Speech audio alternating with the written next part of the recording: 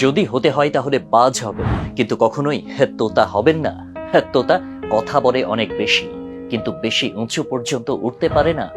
আর বাজ বলে অনেক কম, কিন্তু সবার থেকে বেশি উঁচুতে ওড়ে। আর এই বাজ বাকি সমস্ত পাখির রাজা হয়। আর আজ আমি 5টা এমন কথা বলবো যা আমরা বাজ পাখির জীবন থেকে শিখতে পারি। নাম্বার 1, বাজ পাখি একা ওড়ে আর বাকি সমস্ত পাখির থেকে বেশি উঁচুতে ওড়ে। বাজ পাখি একা উড়বে, কিন্তু কখনো ছোট কোনো পাখির সাথে উড়বে না।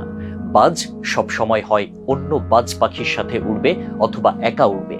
আর এখান থেকে আমরা শিখতে পারি যে যারা ছোট চিন্তা করে তাদের থেকে দূরে থাকুন, বরং একা থাকুন, কারণ তাহলেই আপনি নিজেকে জানতে পারবেন। নাম্বার 2, বাজ পাখির লক্ষ্য স্থির হয় এবং সেটা অনেক বেশি স্ট্রং বা শক্তিশালী হয়।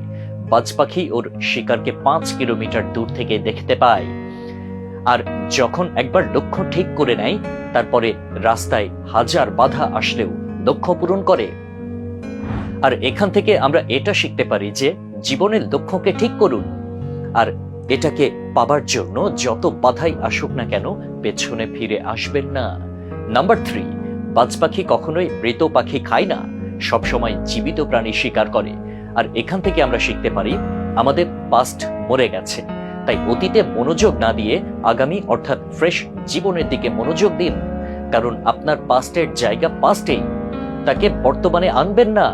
কারণ একবার আপনার পাস্ট প্রেজেন্ট চলে আসলে আপনার পাস্টটা আপনাকে প্রেজেন্ট থাকতে দেবে না।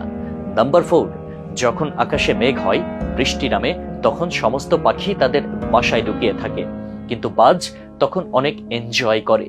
ঝড়ের সাথে মোকাবিলা করে বাজ উপরের দিকে উঠতে থাকে আর এক সময় মেঘের উপরে চলে যায়। আর এখান থেকে আমরা শিখতে পারি যে সমস্যার মধ্যেও মজা খুঁজে বের করুন। নেপোলিয়ান হিল একবার বলেছিলেন, প্রতিটি সমস্যার সাথে করে একটি সুযোগ নিয়ে আসে। তাই ওই বাজের মতো সুযোগকে চেনা শিখুন। আর যেদিন আপনি সমস্ত সুযোগ চিনতে পারবেন, সেদিন সমস্ত সমস্যা আপনার নিচে থাকবে আর আপনি সমস্যার উপরে থাকবেন। নাম্বার 5, বাজ পাখি বাসা থেকে নরম ঘাসগুলোকে বাইরে ফেলে দেয়, যাতে বাজ পাখির বাচ্চা বেশি আরাম না পায়। কারণ সে যদি বাসাতেই আরাম পেয়ে যায় তাহলে সেখানেই থাকতে চাইবে, কিন্তু বাজ সেটা হতে দেয় না।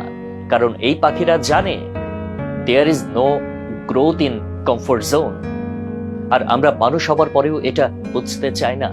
আপনি যত বেশি কমফোর্ট জোনে থাকবেন, আপনার আগামী জীবন তত বেশি আনকমফোর্টেবল হয়ে যাবে। তো বন্ধুরা, এই ছিল 5টি শিক্ষা যা আমরা একটি বাজ পাখির কাছ থেকে শিখতে পারি।